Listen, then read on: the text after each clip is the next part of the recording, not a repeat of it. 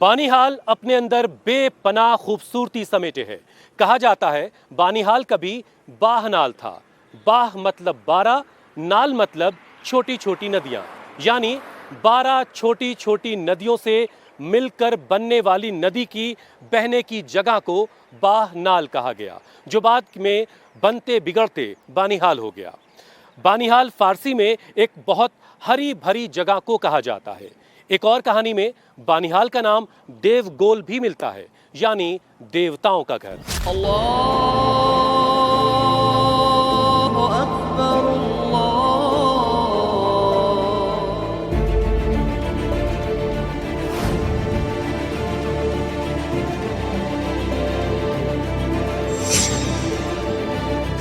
बानिहाल जम्मू और कश्मीर रीजन को आपस में जोड़ता है। इसे गेटवे ऑफ कश्मीर भी कहा जाता है।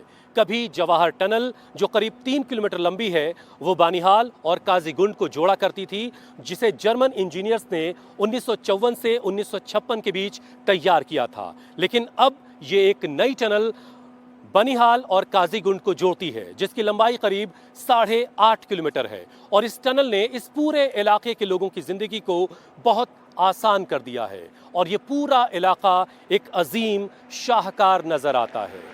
जिस भी फनकार का शाहकार हो तुम, उसने सदियों तुम्हें सोचा होगा। जम्मू और कश्मीर के गेटवे बनिहाल में इस बार मोदी ने मुसलमान कैंडिडेट उतारकर नए इक्वेशन सेट किए हैं। 5 लाख का कार्ड बना कर दिया। पहले भी सरकारें हुई, दिया किसी ने कार्ड? इलाज हुआ फ्री में कहीं नहीं ना हुआ। ये मोदी जी ने किया ना, है ना, ये उनका एहसान है। आज तक सरकारें मैंने देखी, मेरी उम्र भी 55 साल है, चावल किसी ने हमें मुफ्त नहीं दिए। 4 महीने या 5 महीने हो गए मोदी मुफ्त राशन दे रहा है। मोदी के भाईजान को इस सीट पर कितने वोट मिलेंगे? छत, राशन और गोल्डन कार्ड का इम्पैक्ट वोट में कितना कन्वर्ट होगा, ये जानने के लिए हम बनिहाल के उस इलाके में पहुंचे जहां सबसे बड़ा मुद्दा रोड कनेक्टिविटी और रोजगार है, जहां के लोग आर्टिकल 370 की बहाली के चुनावी वादे को झूठा मानते हैं।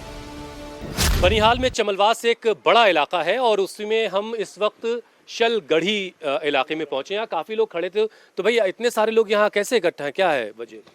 नाम क्या पहले बताइए। मेरा नाम फरीद अहमद मलिक है। फरीद साहब, इतने सारे लोग यहाँ क्या कर रहे हैं अभी? आप लोग काम धाम पे नहीं गए क्या? ये लोग इसलिए यहाँ, एक तो ये मार्केट है, हाँ, तो यहाँ बेकार भी ज्यादा है, कारोबार तो कुछ नहीं है। अच्छा, इसलिए लोग ज्यादा की वजह से लोग बैठे हुए हैं। बेरोजगारी की वजह से लोग बैठे हैं। अच्छा, अब इलेक्शन का वक्त है, अब तो बेहतरीन टाइम होता है कि हुकूमत तक पैगाम पहुंचाया जाए। तो किसकी बातें हो रही हैं यहाँ पर? यहाँ तो इस टाइम तो अभी तो लोग छुपे हुए हैं, वोटर जो भी हैं, तो अभी कोई बाहर नहीं आ रहा वोटर। अच्छा, जो भी यहाँ, चाहे वो एनसी का हो, यहाँ कांग्रेस का हो, यहाँ पीडीपी का हो, यहाँ कोई आजाद उम्मीदवार हो, लेकिन सारे लोग अभी डर रहे, कल को पता नहीं कौन सीट निकालेगा, तो हमें पता नहीं क्या होगा। अच्छा, तो ऐसा ये भी मसला है। मसला ये भी। आपने मान लीजिए एनसी के खिलाफ कुछ कह दिया और एनसी जीत गए तो आपके लिए परेशानी हो जाएगी। वो तो परेशानी। तो रोजगार का क्या मामला है भाई? रोजगार का सर, जो बाहर से कंपनियां आई है उन्होंने बाहर से ही ड्राइवर मंगाए। अच्छा, जो भी मजदूर वो बाहर से ही मंगाए, क्योंकि वो सस्ता पड़ता है, हमें कोई लेता ही नहीं है यहाँ। ऐसे तो हम इतने देखे जवान बैठे बेकार बैठे सब। क्या नाम है आपका? मेरा नाम शफीक अहमद है। शफीक साहब, क्या करते हैं आप? सर मेरी इधर ही दुकान है। आपकी भी दुकान है। क्या कह रहे थे 370 के बारे में आप? वो जो एक बार हो गया तो वो अब वापस तो कभी आना नहीं। उससे कुछ फायदा था शफीक साहब आपको? ये थोड़ा ये रोजगार मिलता था। अच्छा, नौकरी शोकरी का। अच्छा, लोकल लोगों को ज्यादा। अब ये सेंट्रल लेवल की बात होगी। जो लोग 370 वापस लाना चाहते हैं वो कैसे लगते हैं आपको? नहीं लगते तो ठीक ही है, ला तो सकेंगे नहीं। ला तो सकेंगे नहीं, तो अच्छा, ऐसे लगते ठीक है। वो तो बोलेंगे तारे भी हम आसमान से लाएंगे। मंगोल हमलावर जलजू 1320 में झेलम घाटी के जरिए कश्मीर में दाखिल हुआ। ये खबर मिलते ही राजा सहदेव कश्मीर छोड़कर चले गए। इसके बाद जलजू ने बड़ी तबाही मचाई, पूरे इलाके को तहस नहस कर दिया। अब मौसम बदलने लगा, सर्दियों की शुरुआत होने लगी, तो जलजू ने वापस लौटने का फैसला किया। जलजू वापस लौट रहा था और इस बनिहाल में जब पहुंचा तो बानिहाल में भारी बर्फबारी की शुरुआत हो गई और भारी बर्फबारी की वजह से जलजू की पूरी फौज खत्म हो गई। इसी बर्फबारी में दबने की वजह से सारी की सारी फौज तबाह हो गई और ये बानिहाल जलजू के आतंक को खत्म करने के लिए भी जाना जाता है। कश्मीर की वादियों में पहुंचने का ये इकलौता रास्ता है। यहाँ पहाड़ों की जितनी ऊंची चोटियां हैं, उनसे ज्यादा ऊंचा बेरोजगारी का ग्राफ और गरीबी का स्तर है। मोदी सरकार ने लोगों को आतंक से राहत जरूर दिलाई है, लेकिन बुनियादी सुविधाओं से अभी कुछ इलाके दूर है। कश्मीर जिसे जन्नत भी कहते हैं, कुछ ऐसी ही तस्वीर होती, देखिए आप, ये जन्नत नुमा वादियां। और अब हम बनिहाल के चमलवास पहुंचे हैं। करीब आधे घंटे की चढ़ाई के बाद हम यहाँ तक पहुंचे, बड़े ख़तरनाक रास्तों से। एक तो बारिश भी हो रही है, हालांकि यहाँ के लोगों की ज़िंदगी कितनी मुश्किल होगी, ये मैदानी इलाके के लोग तो कम से कम कहेंगे बड़ा टफ है भाई यहाँ ज़िंदगी जीना। क्या नाम है सर आपका? सर गुलाम नबी। तो गुलाम साहब, पहले तो ये बताइए कि कैसी ज़िंदगी गुजर हो रही है आपकी? जिंदगी तो बहुत मुश्किल की जिंदगी है। गरीब लोग घर हैं में यहाँ के। बिजली पानी वगैरह कैसे मिलता है आपको? मिल रहा है? पानी का बहुत मुश्किल मुश्किल है बहुत। है, लेकिन बाकी सब ये सब देख के तबीयत खुश हो जाती होगी। हाँ ये तो है, जन्नत में रहते हैं ना। मेडिकल वगैरह की व्यवस्था है, दवा वगैरह अस्पताल कोई है यहाँ पे? है सर, मगर डॉक्टर नहीं है। डॉक्टर नहीं? तो डॉक्टर नहीं तो है। अस्पताल का क्या मतलब है जब डॉक्टर ही नहीं? खाली हॉस्पिटल बना के रखा है, तो डॉक्टर कोई नहीं है। डॉक्टर है आयुर्वेद का, आयुर्वेद का छोटा एक सा बहुत डॉक्टर मदद आता कर है, रहा है वो तो, बाकी कुछ बाकी जो बड़ी बिल्डिंग बनाई है वो इसी तरह पड़ी है, उसमें कोई डॉक्टर नहीं है। अच्छा, तो अब उसमें डॉक्टर आए, आपको जरूरत पे इलाज मिले, ऐसी कोई बातें कर रहा है कोई कैंडिडेट की नहीं? सर इस वक्त तो सारे कर रहे हैं, तो इस वक्त सब बोलते हैं, वोट के लिए तो सब बोलेंगे, मगर बाद में फिर भूल जाते हैं, कोई नहीं किसी को पूछ रहा है। ये 370 के हटने से क्या गुलाम साहब की जिंदगी में क्या बदला? सर कुछ बदला 370 आपको? हमें एक मजदूर, एक छोटा सा अदना सा इंसान, इसको 370 हटने से या होने से कोई फायदा नहीं है। कोई फायदा नहीं, सीधी बात जो है, उसको 2 वक्त की रोटी से मतलब है। हमें 2 वक्त की रोटी की सर मतलब, और साथ अपनी में- गुर्बत को बाहर निकालने की मतलब है। बाकी 370 हो कुछ हो, इसका हमें उससे ये कोई लेना देना नहीं है। कुछ ही नहीं। हम भारतीय तो है ये आज जो भी। तमाम पॉलिटिकल पार्टीज हम वापस सर लाएंगे, ऐसा है, ये हम करेंगे। भारतवासी है, हम शिकार हुए दोनों तरफ से, लेकिन हम भारतवासी हैं, बिल्कुल है, रहेंगे। बिल्कुल है। ये अच्छा, बात मिलिटेंसी का क्या हाल है यहाँ पे? नहीं, मिलिटेंसी आजकल नहीं है। नहीं सर, नहीं। कश्मीर से अलग जो बाकी हिंदुस्तान है, वहाँ के रहने वाले लोग जब कश्मीर को देखते हैं तो कहते हैं क्या खूबसूरत जगह है, और वहाँ के लोगों की ज़िंदगी कितनी खूबसूरत होगी, कितनी अच्छी होगी। ज़रा इन पथरीले रास्तों को देखिए आप, इन घुमावदार रास्तों से, एक तरफ इतनी गहरी खाई, एक तरफ इतने ऊंचे पहाड़, इन मुश्किल रास्तों से चल कर लोग जो हैं अपनी अपनी मंजिलों को जाते हैं। और दरअसल जितनी खूबसूरत ये वादियाँ हैं, यहाँ पर शायद ज़िंदगी जीना उतना ही मुश्किल है। बनिहाल की वादियां दिखने में खूबसूरत है, लेकिन इन वादियों में बसने वाले मुसलमानों की जिंदगी उतनी ही मुश्किल है। ऊंची पहाड़ियों पर बसी बस्तियों में न पीने का पानी मयस्सर है और न ही बिजली। नेताओं के वादे से ऊब चुके यहाँ के नौजवान इस बार नई कवायद के साथ जाना चाहते हैं। बहुत मुश्किल रास्तों से होते हुए अब हम बनिहाल के ल्यूरा गांव में पहुंच चुके हैं। फरमान आपको दिखाएंगे, मेरी बाएं तरफ इतनी ऊंची पहाड़ियां हैं कि वहां शायद अल्लाह से मुलाकात हो जाए, और दाईं तरफ इतनी गहराई है कि शायद पाताल तक पहुंच जाएं अगर कोई खुदा न खास्ता फिसल गया तो। बहरहाल इन बिल्कुल से 45 डिग्री के एंगल पे बसे जो जगह हैं उन पर भी लोगों ने घर बना रखे हैं और बस्तियां आबाद हैं, लोग रहते हैं, लेकिन ज़िंदगी किस कदर मुश्किल होगी मैं इन रास्तों पे चलने के बाद ही महसूस कर रहा हूँ। हालांकि दूर से तो देख के बहुत अच्छा लगता है भाई, कश्मीर की वादियों में रहने वाले लोग कितने खुश नसीब होंगे। नाम क्या है भाई साहब आपका? जी मोहम्मद यूसुफ।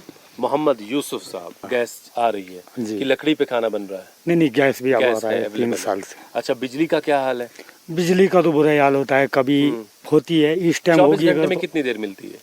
मुश्किल से 2 घंटे 3 घंटे बस। अरे बस। अच्छा जी। वही है तो अभी बहुत जल्दी आपको यूसुफ साहब वोट करना है, जी। तो लोग आ रहे होंगे, नेता होता ना, हाँ हाँ, तो क्या वादा कर रहे हैं, कैसे आपकी जिंदगी बेहतर ऐसे तो सब कुछ बताते हैं पहले से, बचपन से ही। हाँ। मेरी भी लगभग 40 से ऊपर बढ़ जा रही हो यही। अच्छा, हाँ, तो बोलते हैं कुछ, तो बाद में करते कहाँ हैं, जब वोट ले गए तो बस हाँ, फिर तो किसी को याद नहीं रहते हैं। तो क्या बातें हो रही तुम्हारे यूथ में, खास तौर से बनिहाल के लोग क्या बातें कर रहे हैं, कौन बेहतर है भाई, कैसे होगा फैसला? सर अभी जो काम बीजेपी ने बहुत अच्छा किया है। अच्छा। हाँ जी सर।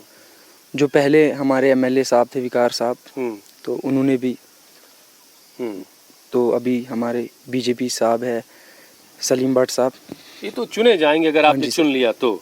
अभी तो एलजी साहब की हुकूमत चल रही है, एलजी जी साहब सर। कैसा कर रहे हैं आपके लिए? सर बहुत अच्छा काम बहुत कर रहे अच्छा हैं। काम हाँ जी कर रहे सर। हैं। अच्छा, राशन वगैरह का फायदा मिल रहा है क्या? राशन मिलता है फ्री वाला? हाँ मिल रहा है सर। मिल रहा है जी। और वो एक आयुष्मान कार्ड वो है? जी सर, अच्छा, उसका फायदा भी मिल रहा है। उसका फायदा भी मिल रहा है। जी। तो आप गुजर हैं क्या? जी। तो आपको तो एक और फायदा मिल रहा है। चलिए खैर, तो अभी कौन अच्छा लग रहा है, कुछ बताना चाहें तो बताइए। अभी सर कोई डिसाइड नहीं हुआ है, अभी डिसाइड नहीं हुआ, क्योंकि डिसाइड करने की तरफ धीरे-धीरे। क्योंकि जो भी पहले एमएलए बने तो वादे तो बहुत किए उन्होंने, मगर लास्ट में मोदी जी को जानते हैं? जब जी हैं? जी कैसे लगते हैं भाई, वो कैसा ठीक कर है रहे हैं सर, आपके लिए? अच्छा कर रहे हैं। अच्छा कर रहे जो हैं। भी स्कीमें उसने निकाली अच्छी निकाली।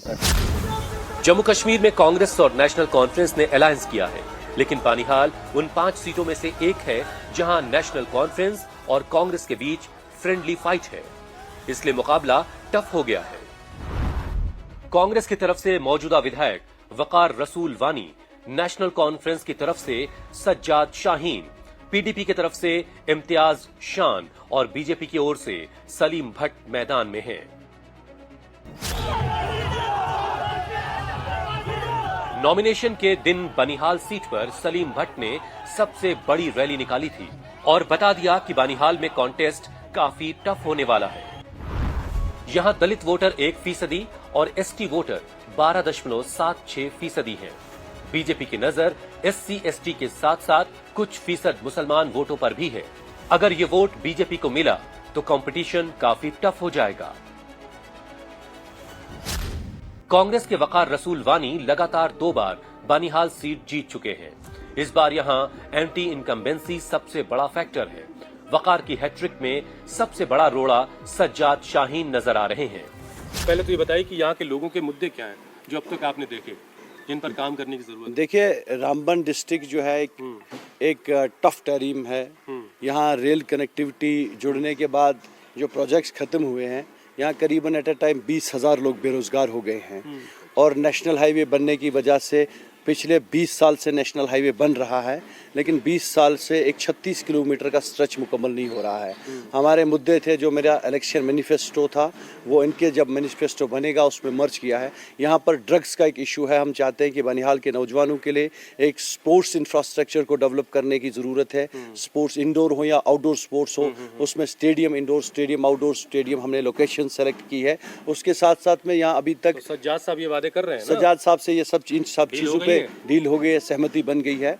जनाब, नाम क्या आपका? आबिद वानी। आबिद वानी साहब, क्या करते हैं आप? मैं पेशे से वकील हूँ। माशाल्लाह जी। वकालत करते हैं, तो सबसे पहले तो आप जरा ये बताइए कि 370 की हर तरफ बहुत बात हो रही है, उसे वापस लाने की बात हो रही है, वापस लाने के वादे भी हैं इस बार बहुत सारे इस सेशन में।